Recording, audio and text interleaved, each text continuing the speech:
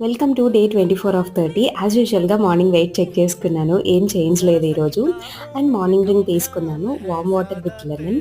రోజు డిఫరెంట్‌గా తీసుకోవడానికి ట్రై చేస్తే ఫాస్ట్ వెయిట్ లాస్ అవుతారు.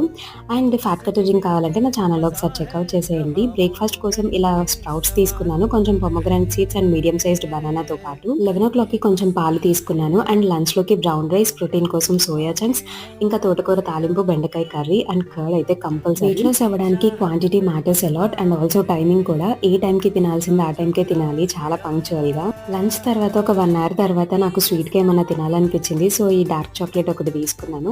అండ్ 4:00కి కొంచెం నట్స్ తీసుకున్నాను.